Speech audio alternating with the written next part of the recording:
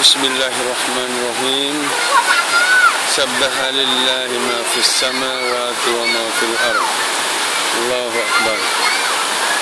Tasbih segala makhluk yang ada di atas muka bumi ini, memuji akan kebesaran Allah Subhanahu wa taala. Sekarang ini kita berada di Taman Perkelahan Sekayu ataupun dikenali sebagai air terjun Sekayu. Ini dia sungai yang mengalir di sepanjang taman ini. Air yang begitu bersih, batu-batu yang cukup indah.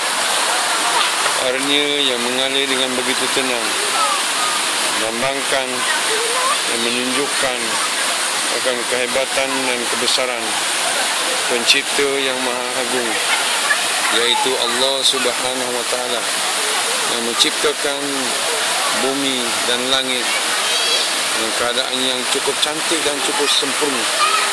Allahu akbar. Subhanallah. Masya Allah.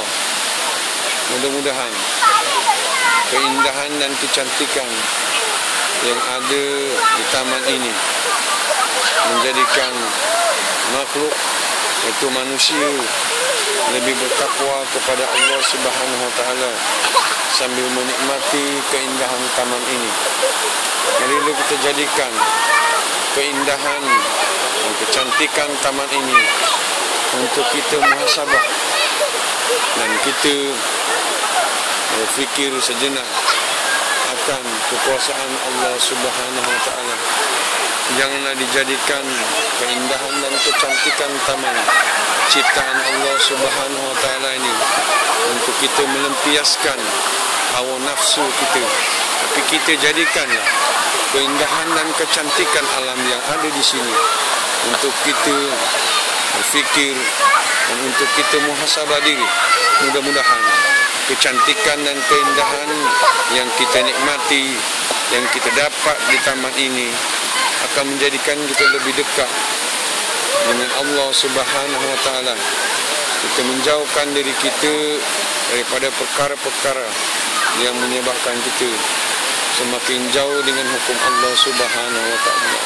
Allahu akbar. Subhanallah.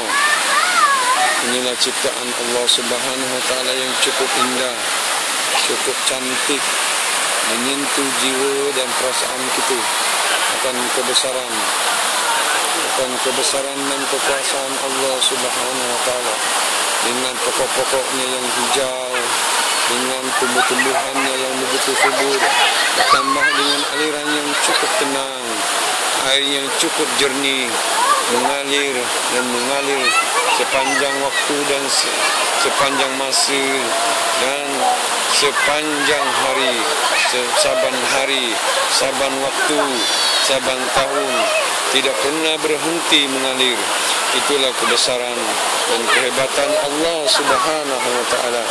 Mudah-mudahan keindahan yang ada di taman ini akan menjadikan kita lebih bertakwa kepada Allah Subhanahu wa taala. Allahu akbar. Subhanallah. Alhamdulillah. La ilaha illallah wallahu akbar. La haula wala quwwata illa billahil aliyyil azim.